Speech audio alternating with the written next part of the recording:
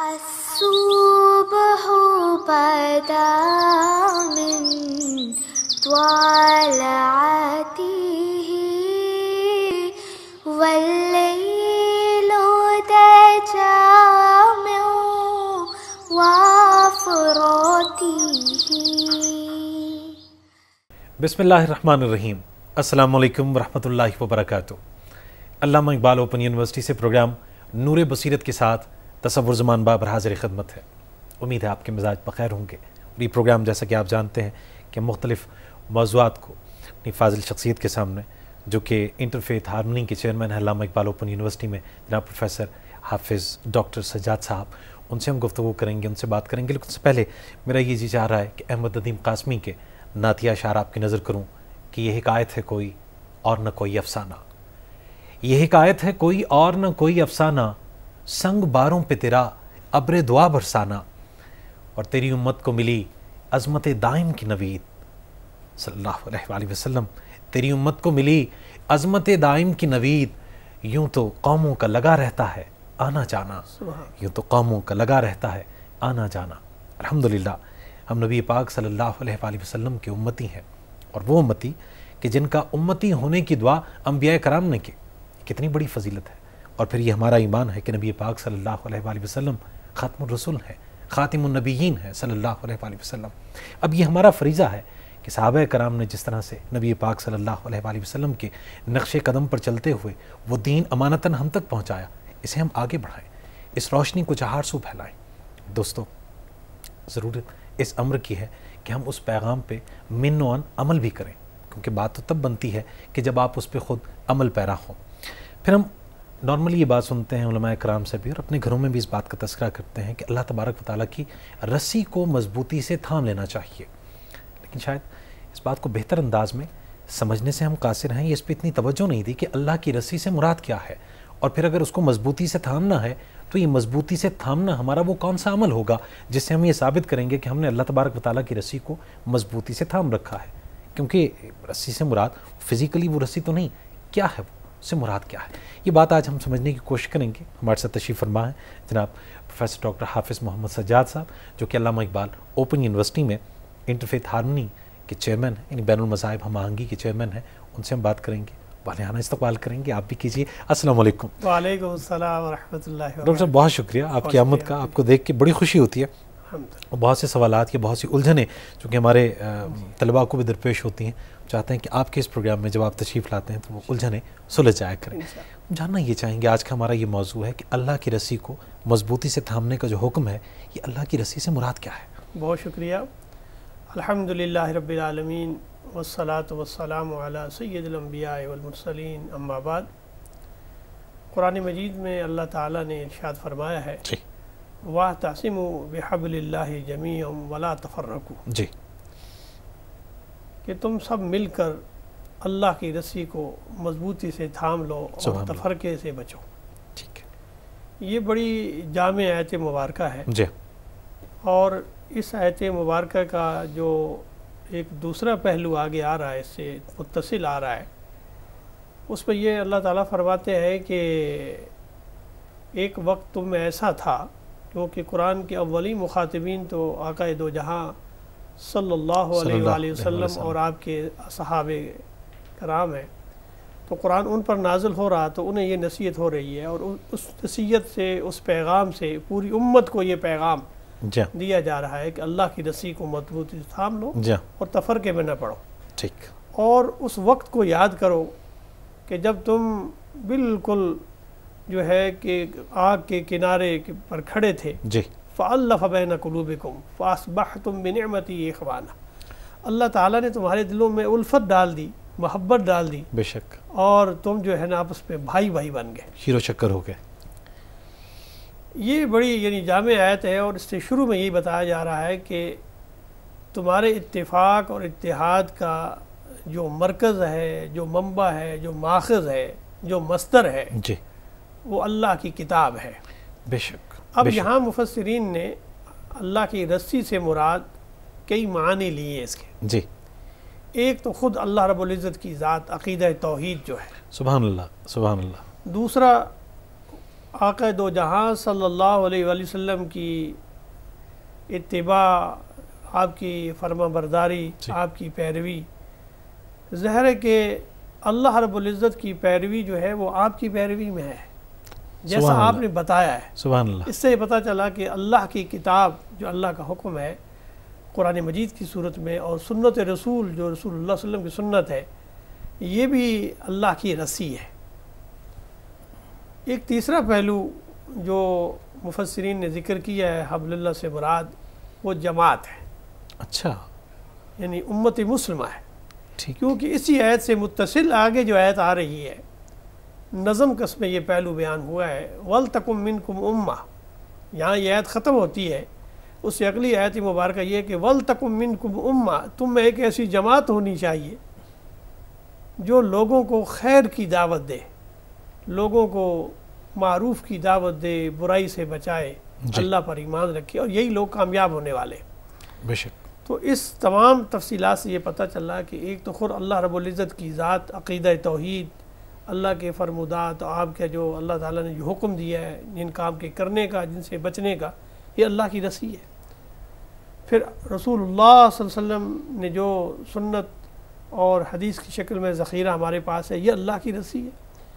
پھر قرآن مجید، یہ جو قرآن اللہ کی کتاب ہے، یہ اللہ کی رسی ہے، اور اسی کے ساتھ امت جس میں جماعت کا پہلو ہوتا ہے، کیونکہ اس سے جماعت کے ساتھ جب آدمی الگ ہو جاتا ہے جماعت سے تو اس کی کوئی حیثیت نہیں رہتی۔ صحیح۔ جماعت کے اندر اتحاد کا پہلو ہوتا ہے، اس میں برکت کا پہلو ہوتا ہے، اتفاق کا پہلو ہوتا ہے، اور یعنی جو حدیث میں ہے ید اللہ علی الجماع، کہ جماعت پر اللہ کا ہاتھ ہوتا ہے، یعنی اس میں مضبوطی ہوتی ہے، اللہ کی قوت اس کے ساتھ ہوتی ہے، تو امت بھی اس سے مراد حبل اللہ سے مراد ہے۔ تو یہ ایک بڑا جامع لفظ ہے، اور اس میں سبق ہمارے لیے بتایا جا رہا ہے کہ یہ وہ پہلو ہیں، بنیادی پہلو ہیں جس پر امت کا اتفاق اور اتحاد ہو سکتا ہے، اس امت کو اکٹھا کیا جا سکتا ہے۔ اس کو پکڑنے سے، ان پر عمل کرنے سے، اس کے مطابق چلنے سے تمہاری دنیا و آخرت سنور سکتی ہے۔ ڈاکٹر صاحب، اب اس کو مضبوطی سے تھامنے کا حکم ہے، تو وہ کیسے ممکن ہوگا؟ یعنی آپ آگاہی نہیں ہے اگر قرآن سے، قرآن کے مطالب سے، معنی سے اور سیرت سے ہی نا واقف ہیں، تو اس رسی کو مضبوطی سے کیسے تھامیں گے؟ بالکل، یہ بہت ہی بنیادی بات آپ نے ارشاد فرمائی ہے کہ پہلے تو اس عقیدے کو سمجھنا بہت ضروری ہے۔ جیسے ہم کہیں کہ اللہ اور اللہ کا رسول ہے، بے شک۔ اب اللہ رب العزت کی معرفت، اللہ کی ذات اور صفات کا جاننا بڑا ضروری ہے۔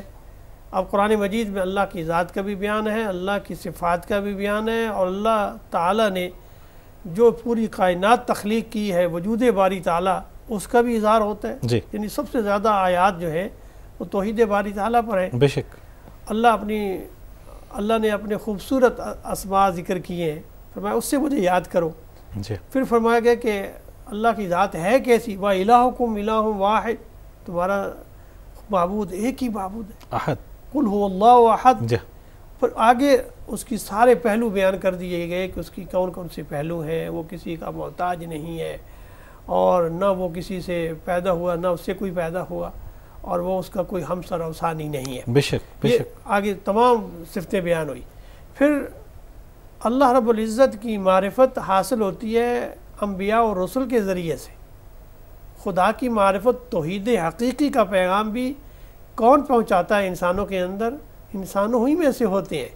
اللہ تعالیٰ نے جتنے انبیاء علیہ السلام بھیجے ہیں ان کو یہ حکم ہوتا ہے وَعْبُدُوا اللَّهَ وَلَا تُشْرِكُوا بِهِ شَيْئًا وَاجْتَنِبُوا الطَّاغُوتَ، کہ اللہ کی عبادت کریں گے، لوگوں کی بندیوں سے نکال کر اللہ کی بندگی میں لانا، بے شک، اور طاغوت سے اجتناب کرنا۔ یہ تمام انبیاء علیہ السلام کی تعلیمات کا ایک یعنی بنیادی نقطہ ہے، اور وہی بتاتے ہیں کہ توحید حقیقی کیا ہے، وہی بیان کرتے ہیں۔ اب ان کی پہچان بھی بڑی ضرورت ہے۔ نبوت اور رسالت کا بنیادی عقیدہ ہمارے اندر یہ ثابت کرتا ہے کہ یہ اللہ تعالیٰ نے انسانیت کی بہتری کے لیے کوئی فرشتہ نہیں بھیجے، کسی اور مخلوق کو نہیں بھیجا، انہی انسانوں میں سے جو بہترین انسان تھے ان کو منتخب کیا، تاکہ کیونکہ وہ ان کو جانتے ہیں، انہی کی طرح زندگی بسر کرتے ہیں اس معاشرے کے اندر، لیکن ان کی سیرت، ان کی صورت، ان کا اخلاق، ان کے اعمال، ان کے معاملات اتنے صاف، اتنے پاکیزہ اور اتنے خوبصورت ہوتے ہیں کہ ان کی پیروی کا حکم ہوتا ہے. اس لیے فرمایا گیا کہ لقد کان لکم فی رسول اللہ اسوۃ حسنہ. فرمایا گیا کہ جو نبی تمہیں حکم دیتا ہے اسے اختیار کر لو اور جس سے وہ منع کرتے ہیں اسے رک جاؤ. وما آتاکم الرسول فخذوہ وما نہاکم عنہ فانتہوا. جو نبی تمہیں دیتا ہے اسے لے لو، جس سے منع کرتے ہیں رک جاؤ. اب یہ ہے کہ ایک اور بڑی خوبصورت نبی کریم صلی اللہ علیہ وسلم کی حدیث مبارکہ، اور اس میں ایک اور حبل اللہ میں ایک اور بھی اضافہ اس طرح ممکن ہے کہ آقا دو جہاں صلی اللہ علیہ وآلہ وسلم نے اپنے زمانے میں جب آپ پر بیماری کا غلبہ ہوتا ہے تو امت کو نصیحتیں فرمائی ہیں، وصیتیں فرمائی ہیں. تو فرمایا کہ اگر تم چاہتے ہو کہ تم صراط مستقیم پر رہو اور کبھی گمراہ نہ ہو تو یاد رکھو میں تمہیں دو چیزیں چھوڑے جا رہا ہوں. ترکت فیکم امرین، میں تمہیں دو چیزیں چھوڑے جا رہا ہوں. اگر تم انہیں مضبوطی سے تھامے رکھو گے تو تم ہرگز گمراہ نہیں ہوگے. وہ دو چیزیں کون سی ہیں؟ کتاب اللہ و سنتی. ایک اللہ کی کتاب، دوسری میری سنت. حدیث شریف میں ایک اور لفظ بھی استعمال ہوا ہے جی، کتاب اللہ و اطرتی. اللہ کی کتاب اور میرے اہل بیت. بے شک اہل بیت اطہار جو ہے اللہ تعالیٰ نے ان پر ان سے گندگی کو دور کر دیا ہے. لیذھب عنکم یعنی رجس ویطہرکم تطہیرا. اللہ نے ان پر جو ہے جتنی بھی ناپاکی ہے اسے دور کر کے انہیں پاک اور صاف کر دیا ہے ماشاءاللہ. اور اہل بیت نبوی، حضور کے اہل خانہ، آپ کے جو اہل بیت ہیں، وہ بھی ایک ایسا یعنی سفینہ نجات ہے. اس کو بھی پکڑ لو گے، ان کے راستے پر بھی چلو گے. اللہ کی کتاب تو ہے ہی ہے، اللہ کا رسول ہے، اللہ کے رسول کے اہل بیت ہیں. یہ وہ نجات کا ذریعہ ہے جن پر تم چلو گے تو تمہارے لیے یہ اللہ کی رسی ہے. ان کو پکڑو گے، ان کے راستے پر چلو گے، ان کی پیروی کرو گے، تم کامیاب ہو جاؤ. ڈاکٹر صاحب ساتھ ہی آپ نے جیسے فرمایا کہ آگے ارشاد ہوتا ہے کہ تفرقے میں نہ پڑو، یہ ساتھ ہی اس بات کی نشاندہی اور اس حوالے سے جو تاکید کی گئی ہے یہ کتنی اہمیت کی حامل ہے، اور یہ کیوں کر آپ سمجھتے ہیں مفسرین نے اس حوالے سے ضرور اس کی تشریح کی ہوگی کہ یعنی اگر آپ اللہ کی رسی کو مضبوطی سے تھام لیتے ہیں تو پھر آپ تفرقے میں نہیں پڑیں گے، اور اگر تفرقے میں پڑتے ہیں تو اٹ مینس کہ آپ کی وہ مضبوطی کہیں کمزور پڑ گئی ہے. ایسا ہی ہے. ایسا ہی دیکھیں نا، کتاب اللہ جو ہے مثال کے طور پر ہم ایک مصدر کو لے لیتے ہیں، اللہ کی کتاب ہے جی. اب اللہ کی کتاب کا آغاز یہاں سے ہوتا ہے کہ الف لام میم ذالک الکتاب لا ریب فیہ بے شک ھدی للمتقین. یہ کتاب ایسی ہے جس میں کوئی شک نہیں، کوئی شبہ نہیں ہے اس کی حقیقت اللہ کی کتاب ہونے میں. بے شک بے شک. اور تمام جہانوں کے لیے اس میں ہدایت کا پہلو ہے، متقیوں کے لیے ہدایت ہے. اور پھر قرآن مجید میں ایک اور جگہ ارشاد ہوتا ہے کہ ان ھذا القرآن یہدی للتی ہی اقوام. یہ قرآن وہ کتاب ہے، یہدی ہدایت دیتی ہے، اقوام سیدھے راستے کی. یعنی یہ ایسی کتاب ہے اللہ کی کہ جو بالکل سیدھے راستے کی طرف رہنمائی کرتی ہے. اب اللہ کی کتاب کے اندر آپ مجھے بتائیے کہ کون سے معاملات ہیں جو بیان نہیں ہوئے. ہر چیز بیان کر دی گئی ہے، عقائد بیان ہوئے ہیں، ایمانیات کی تفصیل بیان ہوئی ہے، عبادات بیان ہوئی ہیں، معاملات بیان ہوئے ہیں، اخلاق بیان ہوا ہے. بے شک بے شک. ہمیں بیٹھنا کیسے ہے، ہمیں چلنا کیسے ہے، ہمیں کھانا کیسے ہے، ہمیں گفتگو کیسے کرنی ہے، ہمیں دوسروں کا ادب اور لحاظ کیسے کرنا ہے، ہمارے معاملات کیسے ہوں. یہاں تک بھی بتایا گیا کہ زمین پر چلنا ہے، وَلَا تَمْشِ فِي الْأَرْضِ مَرَحًا، زمین پر پاؤں مار کر مت چلے. اکڑ کے نہ چلے. ایسا ہی. گفتگو کرنی ہے تو کسی کے ساتھ ادب اور احترام کا پیاس رکھنا ہے. اگر کوئی آپ کے ساتھ بدتمیزی کرتا ہے، بد اخلاقی کرتا ہے، وقالوا سلاما، آپ الگ ہو جائیں. کیا بات کیا بات. یعنی ایسی کتاب ہے جو پریکٹیکلی کتاب ہے. ڈاکٹر صاحب میں چاہوں گا کہ اس کی مزید تفصیلات ہم ضرور آپ سے جانیں، لیکن ایک مختصر سے وقفے کی جانب ہم نے بڑھنا ہے. دوستو ایک مختصر سا وقفہ، لوٹ کے آئیں گے تو اسی موضوع پہ مزید گفتگو کریں گے. نور بصیرت پروگرام علامہ اقبال اوپن یونیورسٹی سے آپ براہ راست دیکھ رہے ہیں.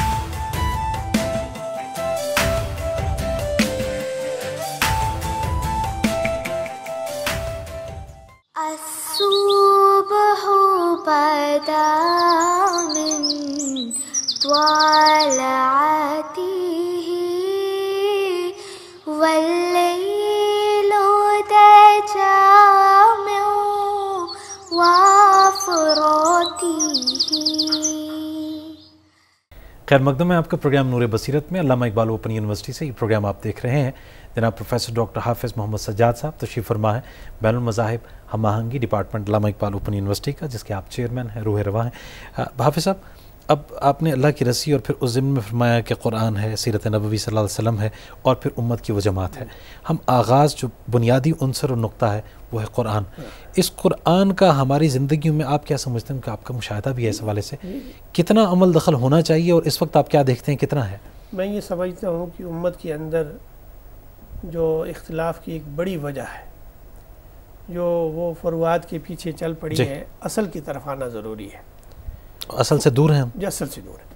اللہ کی کتاب اور اللہ کی سنت اصل ہے. اب فقہا بہت ہی ان کا احترام ہے, انہوں نے بھی ان قرآن و سنت ہی سے مسائل اخذ کیے. فقہ کوئی قرآن و سنت کی علیحدہ چیز نہیں ہے جی, وہ قرآن و سنت کی فہم کا مطالعہ ہے, اس کی تعبیر و تشریح ہے. بے شک بے شک. وہ یہ ہے کہ ان فقہا نے محنت کی, تحقیق کی, اجتہاد کیا ان نصوص کو سامنے رکھ کر. جی, انہوں نے اپنے اپنے زمانے میں کیا. اب زمانہ بہت بدل گیا ہے. ٹھیک. آپ دیکھیے آج ٹیسٹ ٹیوب بیبی, اسی طرح آپ دیکھیے ڈی این ٹیکنالوجی, کتنی انقلاب آ گئے صحت کے میدان میں, معاملات کے میدان ہے, ای کامرس, یعنی ہمارے تمام معاملات بالکل ایک نئے زمانے, ایک نئے دور کے اندر آ گئے. نئے سوالات ہمارے سامنے کھڑے ہیں جی. اب یہی ہوگا کہ یہ نصوص تو ہماری قیامت تک یہی دو موجود ہے ہمارے پاس, ان کو سامنے رکھ کر آج کے زمانے کے مطابق ہم اطلاق کریں گے تو وہ اسلام کی تجدید ہوگی. اور نبی کریم صلی اللہ علیہ وسلم فرمایا کہ ہر ہزارے سالوے پر اللہ تعالیٰ کوئی مجدد پیدا کرے گا. مجدد یہی ہوگا کہ جو فقہ, جو تدبر کرے گا قرآن مجید پر, غور و فکر کرے گا اللہ کی نبی کی سنت پر, اور آج کی مسائل کا حل پیش کرے گا. فقہا نے 1400 سال پہلے ہمارے لیے یہ چیزیں بیان کر دی ہیں. آج کے زمانہ بدل گیا ہے, آج ایک عالمی گلوبلائزیشن کا زمانہ ہے. اس زمانے میں دیکھیے, اب اس زمانے میں قرآن مجید میں جو ہے وہ لونڈیوں کا ذکر ہے, غلاموں کا ذکر ہے, اب کہیں موجود ہے ان کا نہیں ہے. اب زمانہ بدل گیا. اسی طرح اس قرآن نے مؤلفۃ القلوب کا ذکر کیا, ان کو زکوٰۃ دی جائے کہ انہیں تالیف قلب کے لیے. آپ مؤلفۃ القلوب آج یہاں نظر نہیں آتے. یعنی بہت سارے ایسے پہلو ہیں زمانے کے ساتھ بدل گئے ہیں. آج اس بات کی ضرورت ہے کہ امت اختلاف سے بچنے کا بہترین ذریعہ یہی ہے, بلکہ اصل ذریعہ یہی ہے کہ قرآن کو غور و فکر کیا جائے, قرآن پر تدبر کیا جائے, اسے سمجھا جائے, اور اس نے جو تعلیمات دی ہیں آج کے حوالے سے اس پر غور و فکر کر کے اس کی اس طرح تشریح اور تفسیر بیان کی جائے تاکہ آج کے ہمارے مسئلے حل ہو جائیں. ہمیں ان فقہا سے بھی مدد لینی ہے جنہوں نے بڑی قیمتی چیزیں ہمارے لیے پہلے بیان کر دی ہیں, اس کو آگے بڑھانا ہے. جب آگے بڑھ جائیں گے تو ہمارے اختلاف خود بخود حل ہو جائیں گے. جو اس طرح پیدا ہوئے ہیں تو انہوں نے تو اس زمانے میں صدیوں پہلے محنت کر کے ہمارے لیے مسائل حل کر دیے. اگر یہ مسئلہ ہے تو اب اس کا یہ حل ہوگا, یہ مسئلہ ہے تو یہ حل ہوگا. بہت سارے فرضی مسائل بھی انہوں نے اپنی سوچ کی سمجھ, اگر یہ ہو جائے گا تو پھر اس کا یہ قرآن حل بیان کرتا ہے. ہمارے لیے بیان کر دیے گئے ہیں, لیکن آج زمانہ اس سے بھی آگے چلا گیا ہے. اس لیے امت کے لیے ضرورت ہے اس وقت سب سے بڑھ کر, اگر وہ اختلاف سے بچنا چاہتی ہے مسلکی, مذہبی اور فقہی اختلافات سے, تو اسے از طرح نو قرآن مجید پر غور و فکر کرنا ہوگا, آقا دو جہاں صلی اللہ علیہ وسلم کی سنت پر عمل کرنا ہوگا, اور پھر جب اس دونوں کو مضبوطی سے تھام لیں گے تو خود بخود وہ مسائل حل ہو جائیں گے. اچھا ڈاکٹر صاحب, قرآن میں تو یہ ہمارا ایمان ہے کہ کوئی شک و شبہ ہے ہی نہیں. اسی طرح نبی پاک صلی اللہ علیہ وسلم کی سیرت اور احادیث نبوی موجود, اس پہ بھی محدثین نے بڑا کام کیا ہے, صحیح احادیث اور دیگر. لیکن فقہا نے جو ریسرچ کی ہے قرآن و حدیث کی روشنی میں, اگر آج کا کوئی مسئلہ ایسا درپیش ہوتا ہے کہ کسی فقیہ کی کسی بات میں مزید ریسرچ کی گنجائش محسوس ہوتی ہے, تو کیا اس میں کوئی قباحت تو نہیں ہوگی کہ اگر آپ اس میں مزید بہتری کی کوشش کریں؟ جی بالکل. فقہا رحمۃ اللہ علیہ جتنے گزرے ہیں انہوں نے ایک قول, سب نے یہ ذکر کیا ہے کہ ہمارا جو بھی قول ہے نا, اس کی حیثیت قرآن و سنت کے بعد کی ہے, اور اس کے مقابلے میں تمہیں قرآن و سنت سے کوئی چیز مل جائے تو ہمارے قول کو بالکل تم چھوڑ دو. سبحان اللہ. اصل جو معیار ہے نا کتاب اللہ و سنت ہے. یہ مسئلہ وہ خود حل کر گئے. بالکل انہوں نے قرآن و سنت ہی کی تعبیرات پیش کی ہیں, تشریحات پیش کی ہیں, اور ہمیں بتایا ہے کہ قرآن میں یہ حکم آیا ہے تو اس کا پس منظر کیا ہے، اس کی لاجک کیا ہے، اس کی حکمت اور مقاصد کیا ہے، اس پہ کون کون سے فقہی مسائل نکلتے ہیں، اور اس کا اطلاق کر کے اپنے معاشرے کے مسائل کے ساتھ ہمارے سامنے رکھے ہیں۔ وہ سارے ہمارے لیے اتنی خوبصورت تعبیرات ہیں، وہ ان سے بھی ہم مدد لے سکتے ہیں، اور اگر کوئی نیا مسئلہ آ گیا ہے تو اس سے آگے بڑھ کر ان کی تحقیقات کی پر بنیاد بنا کر آج بہت سے مثال کے طور پر اب دیکھیے اس زمانے میں شراب کے بارے میں قرآن میں حکم آتا ہے کہ یہ حرام ہے، بالکل ٹھیک۔ اب کل مسکرن حرام، یعنی جس میں نشہ ہے، نبی کریم صلی اللہ علیہ وسلم نے فرمایا کل مسکرن، جس کے اندر نشہ ہے وہ حرام ہے، ٹھیک۔ اب اس زمانے میں جو آج ہم کہتے ہیں کہ یہ افیون ہے، یہ ہیرن ہے، یا بہت سارے جدید نشے، دیگر نشہ آور چیزیں ہیں، اب اس زمانے میں یہ نہیں تھی، ٹھیک۔ اب یہ آ گئی ہیں۔ اب کیا ہم قیاس کر کے اجتہاد کر کے کہ اصل حکم کیا ہے، علت کیا ہے اس کے اندر، وجہ کیا ہے اس کے حرام ہونے کی، کہ اس سے انسان کا عقل جو ہے، آج کل الکوہل جس طرح ادویات میں استعمال ہو رہی ہے، جی ٹھیک۔ اس کا مقصد یہ ہے کہ جس ایسا نشہ جس سے انسان اپنا عقل ختم کر دیتا ہے، ہوش و آواز کھو بیٹھتا ہے، ٹھیک، وہ چیز حرام ہے، یعنی وہ حرام۔ اب کوئی بھی ایسا نشہ کوئی کرے گا قیامت تک کے لیے تو وہ حرام ہو جائے گا، جس سے انسان کو اپنے نفع اور نقصان کا پتہ نہ چل سکے۔ صحیح، اس سے پتہ چل گیا، فقہا نے یہ ہمارے لیے اجتہاد کیا کہ اصل جب موجود ہے، حکم موجود ہے کہ یہ بھی کرے گا تو وہ حرام ہے، اب اس پر اطلاق کر کے اس کو بنیاد بنا کر قیامت تک کے لیے ہمارے لیے ایک اصول بنا دیا انہوں نے۔ اسی طرح بہت سارے مسائل ہمارے لیے انہوں نے جو ہے وہ حل کر دیے ہیں، اس کی بنیاد بنا کر ہم جدید مسائل کو حل کریں گے۔ اور ان کا اپنا قول یہ ہے کہ کتاب اللہ اور اللہ کی جو سنت ہے وہی حتمی ہے، یہ باقی انسانی کاوش ہے، اجتہاد ہے۔ اجتہاد انسان جب کرتا ہے تو کبھی وہ حق پر پہنچ جاتا ہے، کبھی اس سے خطا بھی ہو جاتی ہے، حق پر پہنچ جاتا ہے تو اسے 2 اجر ملتا ہے، اور اگر اس سے کوئی خطا بھی ہو جاتی ہے پھر بھی اسے 1 اجر ملتا ہے، کیونکہ اس نے نیت صاف ہے، اس نے کوشش کی ہے۔ ڈاکٹر صاحب یہ فرمائیے گا، کیا اللہ تبارک و تعالیٰ کے کلام، اللہ کے احکامات پر عمل کرنا بہت مشکل ہے؟ کیونکہ ہم عام حالت میں یہ دیکھتے ہیں کہ ہم اس بات پہ ایمان تو رکھتے ہیں کہ اللہ کی کتاب اور سیرت نبوی صلی اللہ علیہ وآلہ وسلم کے مطابق زندگی ہونی چاہیے، گزارتے نہیں ہیں، کیا وجہ ہے، کیوں نہیں گزار پاتے ہو؟ میرا خیال ہے کہ جیسے میں نے ابھی ذکر کیا ہے، شریعت اسلامیہ کے اندر سب سے خوبصورت پہلو وہ اس کا آسان اور یسر ہے۔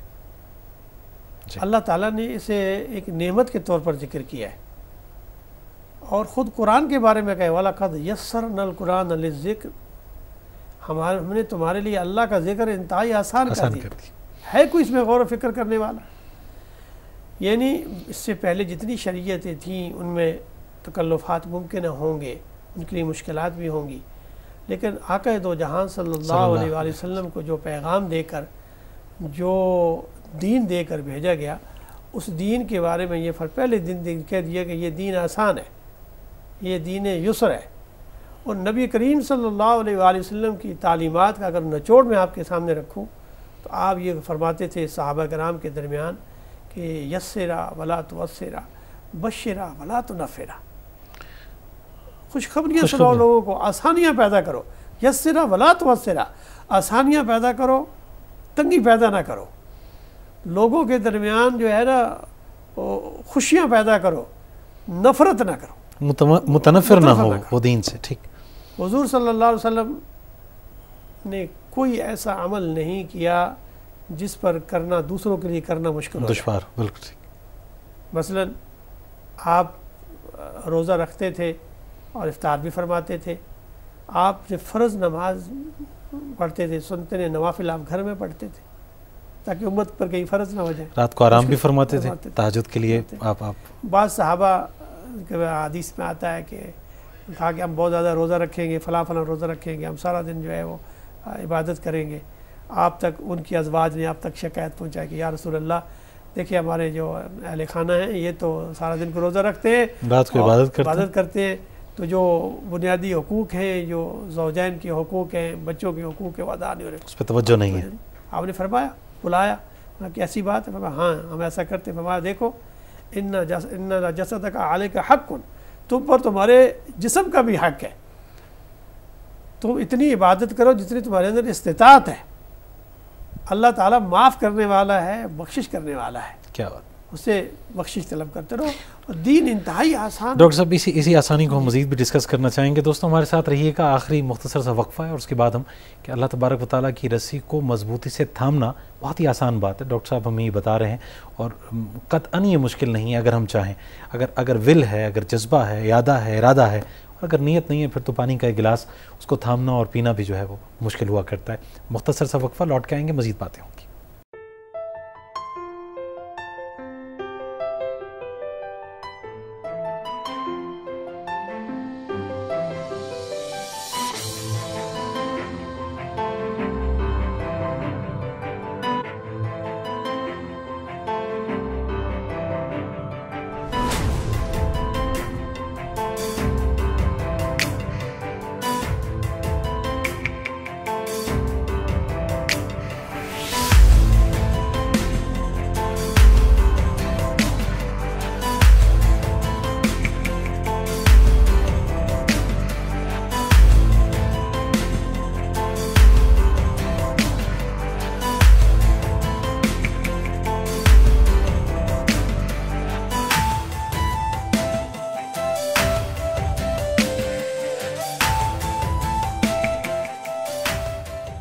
الصبح بدا من طلعته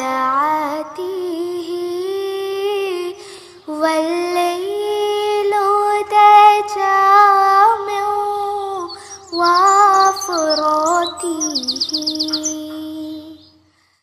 خوش آمدید کہیں گے ایک بار پھر آپ کو پروگرام نور بصیرت میں. جناب حافظ ڈاکٹر سجاد صاحب ہمارے ساتھ تشریف فرما ہے. اللہ کی رسی کو مضبوطی سے تھامنے سے متعلق ہم ان سے جاننے کی کوشش کر رہے ہیں. ڈاکٹر صاحب قرآن کے حوالے سے آپ ارشاد فرما رہے تھے کہ وہ کون سا موضوع ہے جو ہدایت یا رہنمائی کے حوالے سے قرآن میں موجود نہ ہو. تھوڑا سا ہم چاہ رہے ہیں کہ اس کی مزید ایسی تفصیل. کتاب ہے کہ اب 14 صدیاں گزر گئی, 15ویں صدی جاری ہے. امت نے جب بھی اس کو پکڑا ہے اس کے مطابق زندگی بسر کی ہے. اپنی انفرادی زندگی, اپنی اجتماعی زندگی, اپنی روحانی زندگی, اپنی دنیاوی زندگی. دنیا اس کائنات کے اندر دونوں پہلو, اس دنیا کی بھلائی بھی یہ کتاب ہمیں بیان کرتی ہے اور آخرت کی بھلائی بھی بتاتی ہے. دنیا کی زندگی کیسے گزارنی ہے. ربنا آتنا فی الدنیا حسنہ وفی الآخرۃ حسنہ وقنا عذاب النار. یہ دنیا کی زندگی تم نے کیسے گزارنی ہے, ماں باپ کے ساتھ کیسا سلوک ہے, رشتہ داروں کے ساتھ کیسا سلوک ہے, ہمسایوں کے ساتھ کیسا تعلق ہے, اپنے ہمسائے اپنے دوستوں کے ساتھ کیسے معاملات ہیں, تمہارے بچوں کے ساتھ. یہ سارے معاملات دیکھیے قرآن مجید ہمیں بیان کر رہا ہے. اسی طرح جو دنیا کے معاملات آئیں گے, چاہے وہ سیاسی ہوں, معاشی ہوں, معاشرتی ہوں, بین الاقوامی ہوں, اس کے بارے میں معلومات ہیں کہ اگر آپ کے برعکس کوئی عقیدہ رکھتا ہے اس کے ساتھ کیسے معاملات کرنے ہیں. کسی اور مذہب یا دین سے اس کی وابستگی ہے تو انسانیت کے ناطے اس کا احترام کتنا ہے.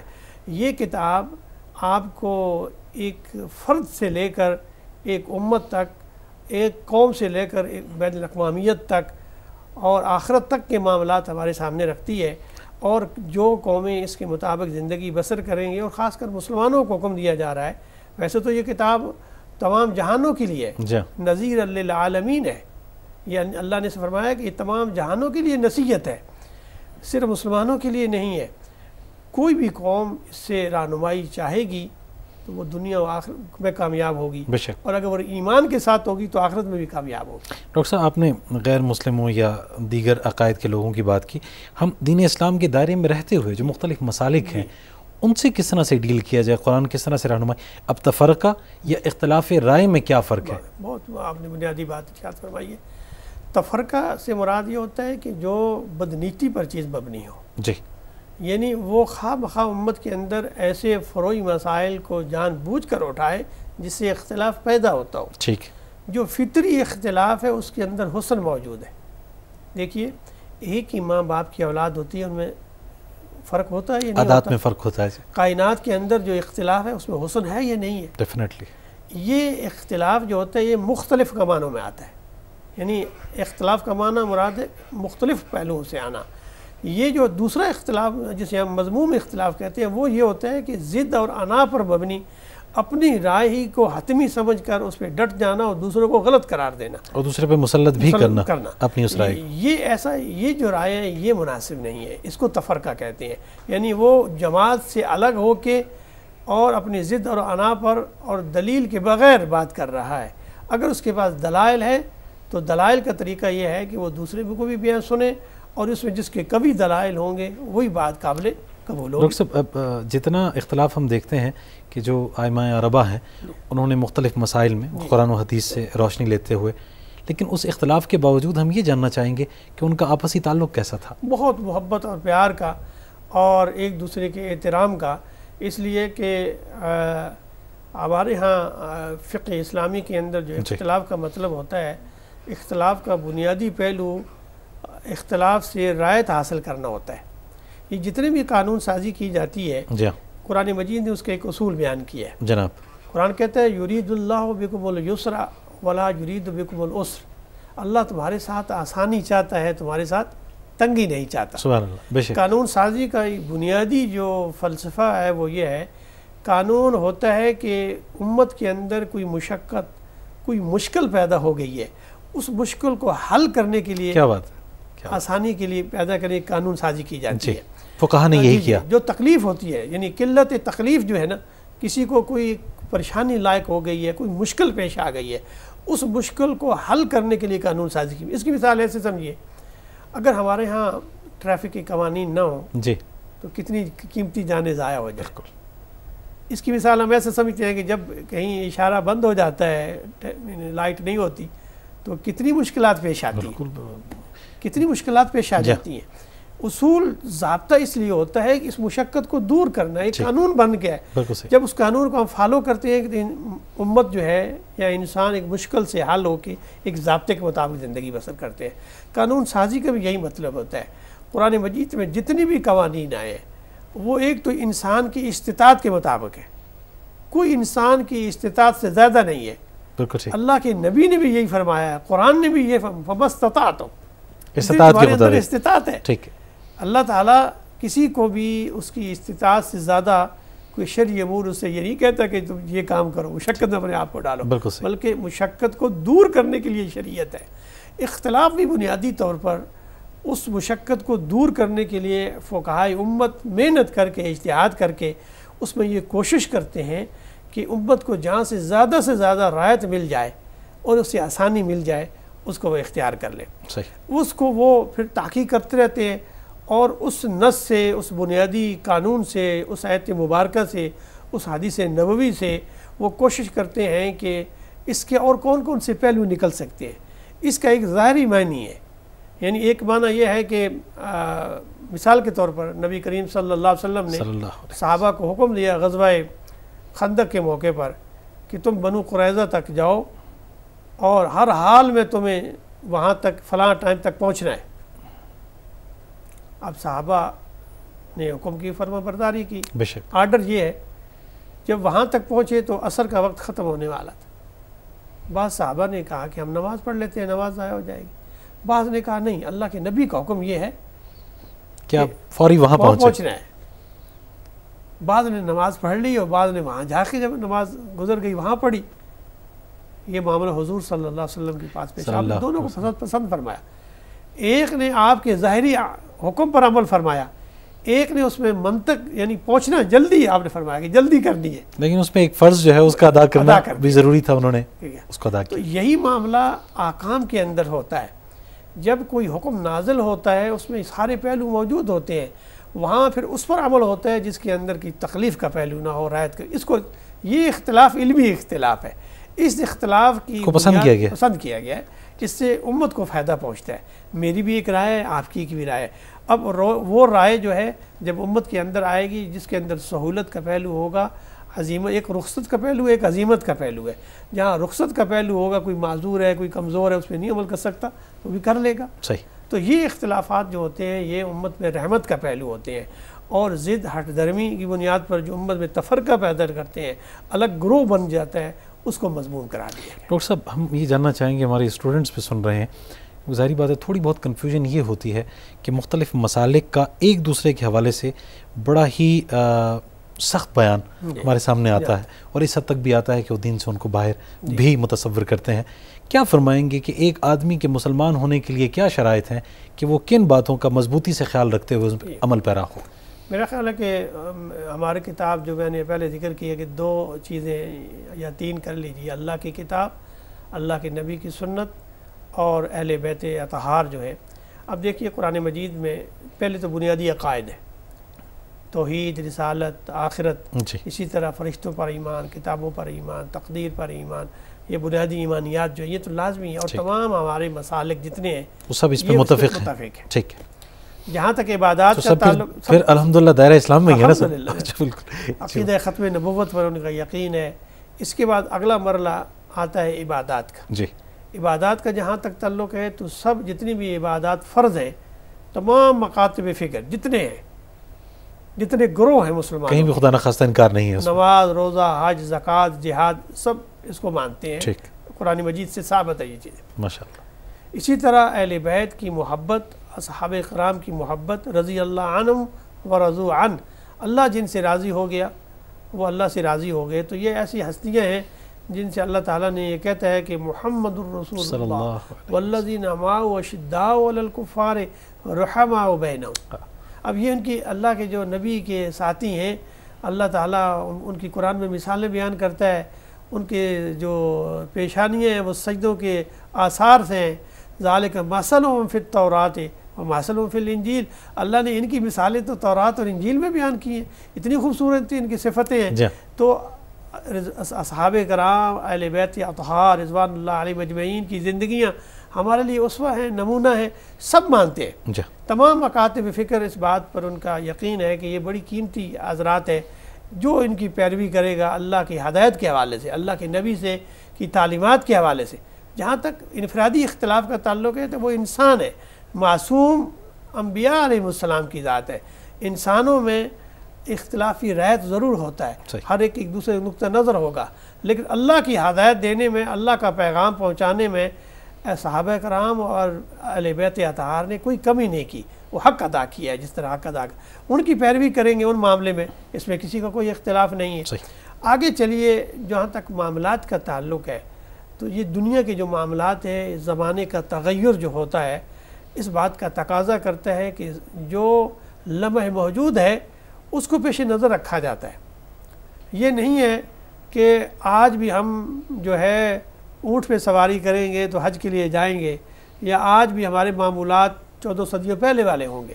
اب زمانہ بدل گیا، حالات بدل گئے، اب جنگ کے لیے تلوار نہیں اٹھائی جاتی.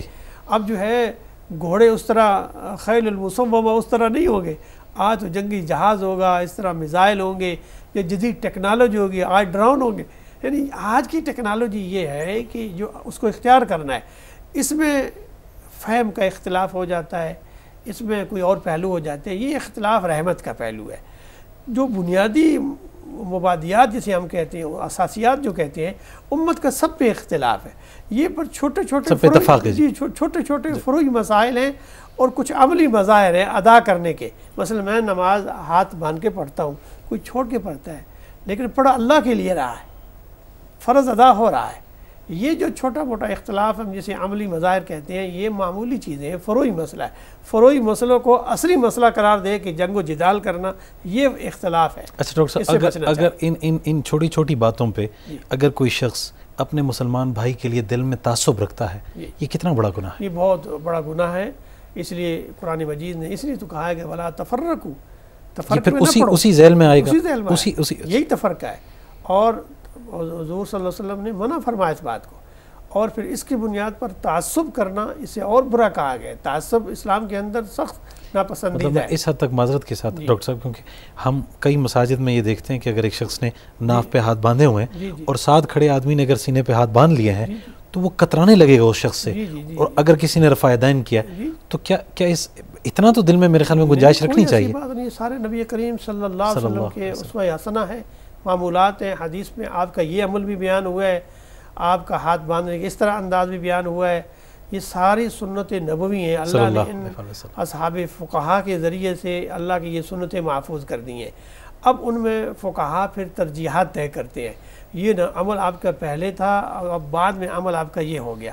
اب یہ ناسخ ہو گیا، وہ منسوخ ہو گیا، آخری عمل پر عمل کیا جاتا ہے۔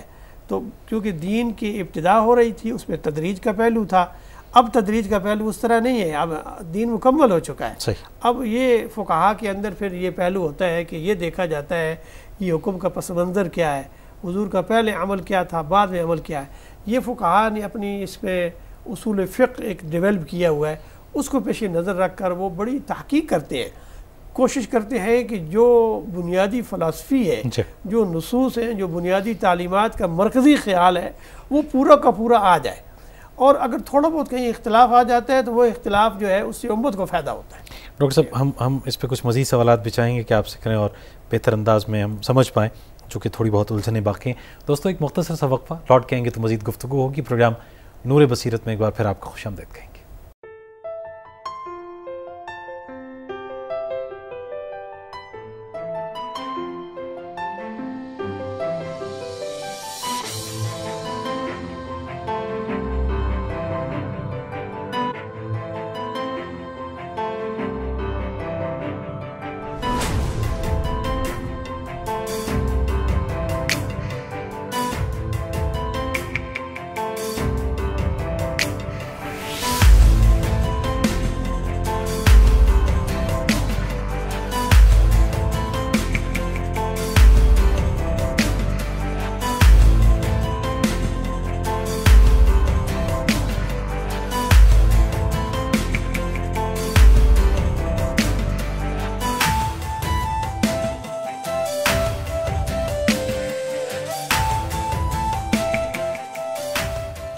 الصبح بدا من طلعته والليل دجى من وافراته۔ جی جناب، خوش آمدید کہیں گے آپ کو پروگرام نور بصیرت میں۔ نور بصیرت میں گفتگو اس موڑ پہ آن پہنچی ہے کہ دین پہ عمل کرنا بہت ہی آسان ہے، اور یہ بات ہمیں سمجھا رہے ہیں جناب پروفیسر ڈاکٹر حافظ محمد سجاد صاحب۔ حافظ صاحب چاہیں گے مزید اس بات کی تھوڑی سی وضاحت ہو جائے کہ اور میں تھوڑا سا اس میں ایک ضمنی ایک سوال بھی یہ کرنا چاہوں گا، کیونکہ دو طرح کے معاملات انسان کو زندگی میں پیش آتے ہیں، خوشی کے اور غم کے۔ خاص طور پہ خوشی میں شادی بیاہ کے معاملات ہوا کرتے ہیں، غم کے موقع پہ کوئی رخصت ہو جاتا ہے۔ ان دونوں معاملات میں بھی ہم کئی حد تک دین سے دور ہیں، اور ان دونوں معاملات میں یعنی وہ جو غم ہے کسی کے رخصت ہونے کا وہ مزید بڑھ جاتا ہے، اور جو خوشی ہے وہ ہمارے لیے زحمت بن جاتی ہے۔ بہت ہی اہم بات آپ نے اس کی طرف اشارہ فرمایا ہے۔ میں یہاں ذکر کرتا ہوں مثلا عبادات کا تعلق ہے، عبادات کا تعلق ہے۔ دیکھیے فرمایا کہ تم نماز پڑھو، پہلے طہارت ہے، اگر پانی نہیں ہے تیمم ہے، آسان ہو گیا۔ اگر تم سفر میں ہو تو قصر ہے، سفر میں ہو تو روزہ بھی اگر ترک کرنا چاہو تو کر سکتے ہو، وہ بھی جو ہے اس پہ رخصت کا پہلو ہے۔ حج اس پر ہے جو استطاعت رکھتا ہے، زکوٰۃ اس پر ہے جس پر مال نصاب پورا ہوگا۔ اب یہ عبادات تو فرق ہو گئی، اس میں آسانی کا کتنا پہلو ہے۔ آپ صحت مند ہیں، قیام کی حالت میں کھڑے ہو سکتے ہیں تو آپ کھڑے ہوں گے، کوئی معذوری ہے، کوئی بیماری ہے، آپ کھڑے نہیں ہو سکتے، بیٹھ کے نہیں پڑھ سکتے، لیٹ کے پڑھ سکتے۔ سبحان اللہ سبحان اللہ۔ آپ میں حرکت نہیں، آپ اشارے سے پڑھ سکتے۔ یہ جتنی اس میں نرمی یسر کا کتنا پہلو ہے۔ آگے چلیے، آپ نے خوشی اور غمی کی بات کی۔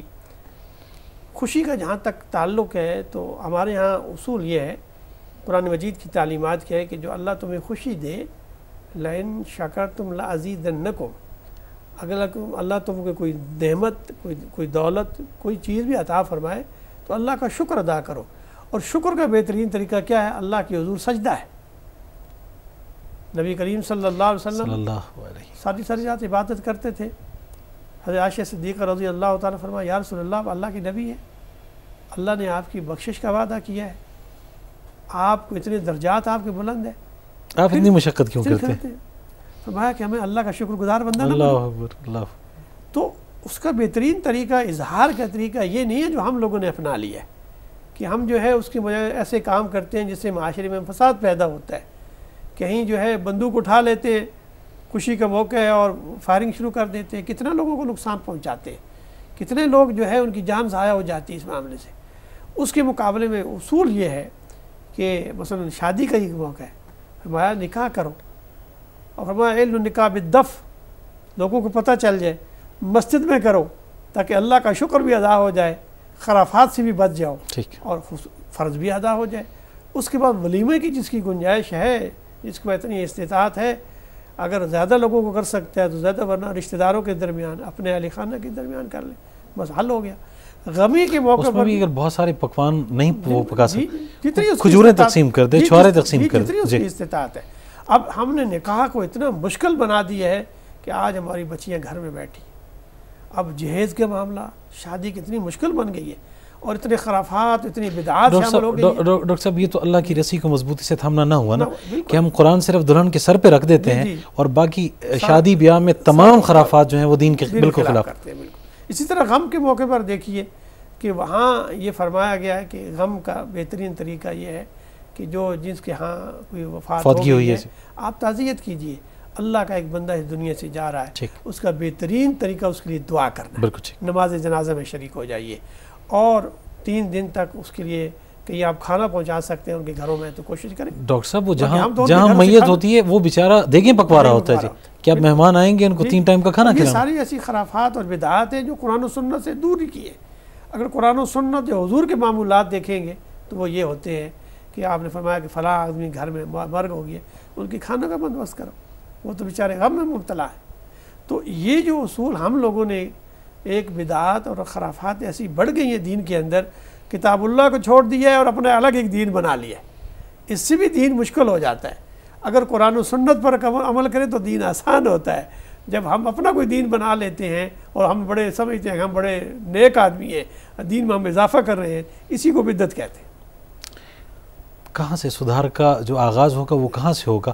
کیونکہ ہمارے بزرگ چاہیں تو وہ یہ کر سکتے ہیں، لیکن ان کا یہ کہنا ہے کہ بچے نہیں مانتے۔ بچوں کو دیکھیں تو وہ کہتے ہیں بزرگوں سے جو ملا ہے ہم تو اسی روایت کو لے کے چل رہے ہیں۔ تو یہ کہاں سے درستی کہاں سے آئے گی؟ جی بہت اچھی بات آپ نے کی ہے کہ اصل میں ہمیں ایک تو کوشش کرنی ہے کہ ہر حال میں جتنی بھی انسان کے اندر استطاعت ہے وہ قرآن کو سمجھے۔ ہمارے ہاں لوگ قرآن سے دور ہیں، قرآن کا مطالعہ کریں، قرآن کا ترجمہ پڑھیں۔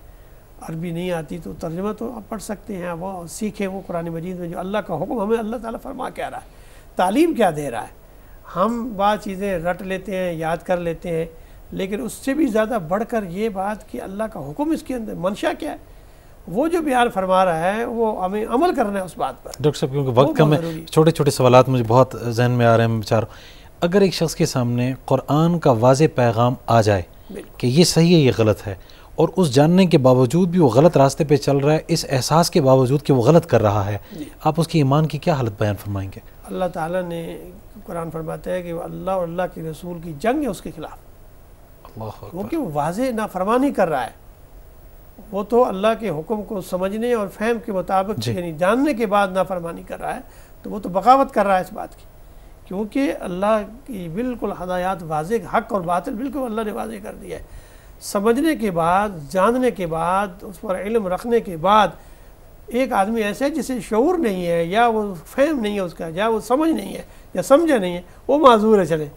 لیکن ایک آدمی سمجھنے جاننے کے بعد نہیں کرتا، یا تو پھر وہ منافق ہے، اس کا ایمان کمزور ہے، یا پھر وہ اللہ کے حکم کی نافرمانی کرتا ہے، سرکشی کر رہا ہے، سرکشی کر، اسی کو فاسق کہتے ہیں۔ اچھا جو نہیں جانتا جی کس حد تک اس کو یہ چھوٹ حاصل ہے کہ وہ نہیں جانتا، کیا وہ اسی سے اس کی برات ہو جائے گی کہ نہیں اس کا جاننا بھی ضروری ہے؟ اس کا جاننا ضروری ہے کہ اگر وہ ایمان لے آیا ہے تو اس ایمان کے تقاضے یہ ہیں کہ وہ قرآن کو سمجھے، اس کے مطابق زندگی بسر کرے، ورنہ اس میں تو عام یعنی اس آدمی میں جاہل، اس میں کوئی فرق کوئی نہیں ہوگا۔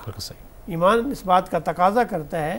قرآن مجید میں دیکھیے نا، اللہ فرمایا کہ واللہ سے ان الانسان لفی خسر الا الذین آمنوا وعملوا الصالحات، یعنی ایمان کے بعد عمل صالح ہے۔ اب عمل صالح کے لیے آپ کو صحابہ، انبیاء اکرام کی زندگی، صحابہ کی زندگی، اہل بیت کی زندگی، اولیاء کی زندگی، عمل صالح انہوں نے کیسا کیا ہے پڑھنا ہوگا، دیکھنا ہوگا، اس کی نقش قدم پہ چلنا ہوگا، اس کے مطابق چلیں گے تو کامیاب ہوں گے۔ ڈاکٹر صاحب بہت شکریہ آپ کے وقت کا۔ دوستو پروفیسر ڈاکٹر حافظ محمد سجاد صاحب ہمارے ساتھ تشریف فرما رہے، اور ان سے ہم گفتگو کر رہے تھے آج اللہ تبارک و تعالیٰ کی رسی کو مضبوطی سے تھامنے سے متعلق۔ اور جیسے کہ آپ نے ارشاد فرمایا کہ نماز کے حوالے سے یہ ہے کہ اگر آپ کھڑے ہو کے نہیں پڑھ سکتے تو بیٹھ کے پڑھ لیں، بیٹھ کے نہیں پڑھ سکتے تو لیٹ کے پڑھ لیں، پانی نہیں ہے تو تیمم کر لیں۔ وجہ کیا ہے کہ اللہ تبارک و تعالیٰ یہ چاہتا ہے کہ انسان کا اپنے رب سے تعلق جڑا رہے، یعنی وہ اس بات کا احساس رکھے کہ میرا ایک رب ہے جس کا میں بندہ ہوں اور اس کے مجھ سے کچھ تقاضے ہیں اور وہ تقاضے بھی میرے ہی فائدے کے لیے ہیں جس سے میں فائدہ اٹھاؤں گا اس دنیا میں بھی آخرت میں بھی۔ تو دوستو فائدہ اور نجات اسی میں ہے کہ ہم اللہ تبارک و تعالیٰ کی رسی کو مضبوطی سے تھام لیں اور اس پر عمل پیرا ہوں، یعنی قرآن مجید کا فہم حاصل کریں پھر اس پہ عمل کریں۔ بعض اوقات ہم یہ سمجھتے ہیں فلاں ناراض ہو جائے گا، اس آدمی کو راضی کر لوں، دنیا کے دیگر مقاصد ہیں ان کو پورا کر لوں، لیکن آپ یقین مانیے کہ اگر اللہ تبارک و تعالیٰ ناراض ہیں تو پوری دنیا راضی آپ کر ہی نہیں سکتے، اور اگر بظاہر راضی ہے بھی تو آپ نے کیا حاصل کیا؟ اور اگر اللہ تبارک و تعالیٰ ناراض ہو گئے ہیں تو پھر دنیا بھی آپ سے راضی نہیں ہوگی، نہ دنیا ملے گی نہ آخرت ملے گی۔ اللہ تبارک و تعالیٰ ہمیں اللہ والوں کے نقش قدم پر چلنے کی توفیق عطا فرمائے۔ آج کا پروگرام بس یہیں تک۔ تصور زمان بابر کو پروگرام نور بصیرت سے اجازت دیجیے۔ یہ پروگرام آپ کے لیے پیش کرتے ہیں پروڈیوسر محمد جواد۔ اگلے پروگرام میں آپ کی خدمت میں پھر حاضر ہوں گے۔ اللہ نگہبان۔